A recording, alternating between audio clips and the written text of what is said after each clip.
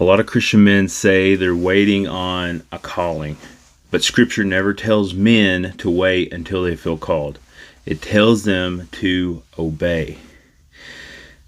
And that's the difference. It's why so many men feel stalled, including myself.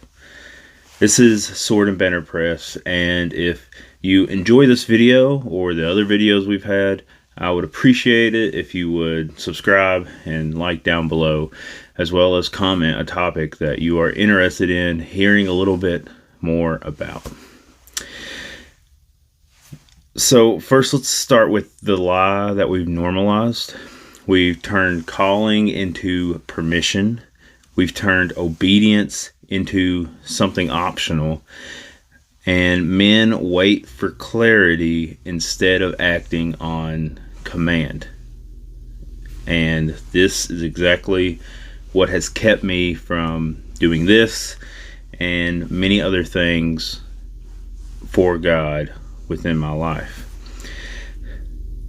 Calling has become this excuse that sounds spiritual, where you really have to hear God telling you you need to do this or that, when God is implanted in us when we transform into saved Christians, that we just need to be obedient. So what does it say in Scripture that might help emphasize this point a little bit? Let's go to Matthew 28:19. We have heard this many times before, but in the KJV it says, "Go ye therefore and teach all nations, baptizing them in the name of the Father and the Son and the Holy Ghost." I think it's important to even go a little farther here. Teaching them to observe all things whatsoever I have commanded you, and lo, I am with you always, even unto the end of the world. Amen. Jesus is getting his followers riled up. They have seen him come back 3 days later and experienced him, and he's saying, this is for you. You have to let others know, because although it is for you, it is for everyone else, as long as they accept him. But they got to move, right? So Jesus didn't just ask his disciple how they felt called. He commanded them to go and do. I think that's very important to understand here at the end of Matthew's gospel. Now let's go to Psalm 119, 105. Also one that is probably well known, but are we acting upon it? Psalm 119, 105.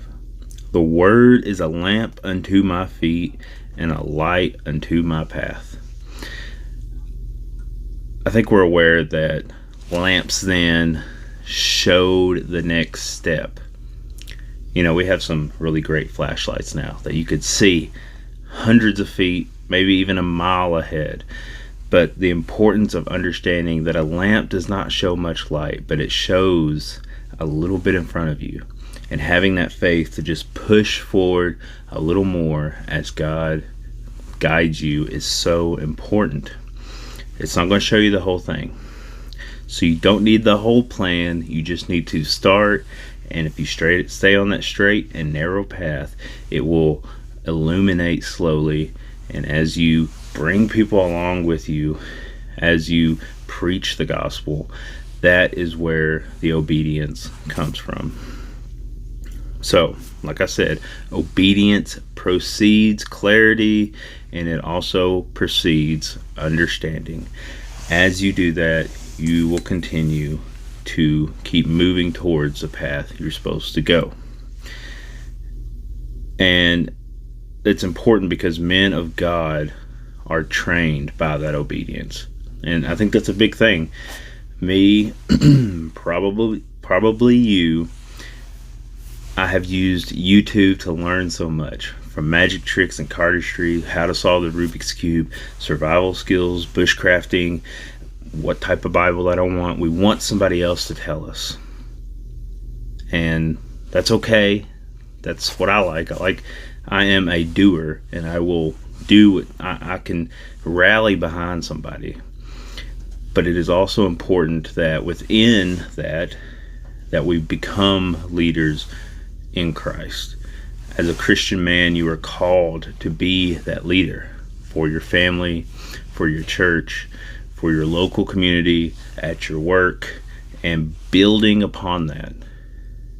If you look at the end goal, it looks like it can't happen. But understanding that starting small, you start with Christ's love for you. You read the scriptures, you understand, and then you work within your family, with your wife, with your kids, with your outside family, with your church family, with other people, on the internet, in social media, and it keeps growing. It's not supposed to be an overnight thing. This is a focus on consistency. You are going to be that foundation. And it's important as a Christian man to understand that. You build that foundation, not by yourself, but at the start with Christ and His Word, and it builds upon itself if you just stay obedient. So with all that said, what does that mean practically? You read scripture before you're motivated. You lead your home before you feel confident.